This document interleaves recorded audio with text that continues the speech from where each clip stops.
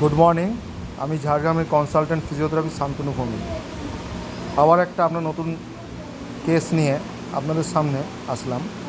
দেখতেই পাচ্ছেন আপনাদের সামনে যে হাতটা রাখা হয়েছে সেটা হচ্ছে একটা মারুতি গাড়ির সঙ্গে অ্যাক্সিডেন্টাল কেসে হাতটা এরকম হয়ে গেছে। ভালো করে দেখুন।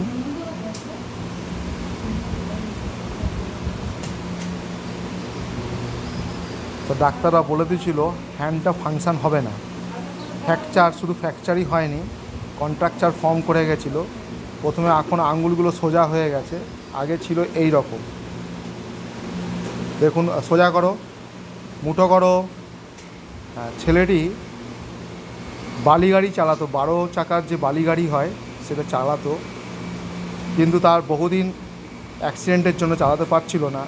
আবার নতুন করে শুরু করেছে বাড়ি গাড়ি চালানো এবং তার জীবনের যাত্রাপথ শুরু করেছে, ইনকামের পথ শুরু করেছে। যদি ভিডিওটা ভালো লাগে অবশ্যই লাইক, শেয়ার ও কমেন্ট করবেন।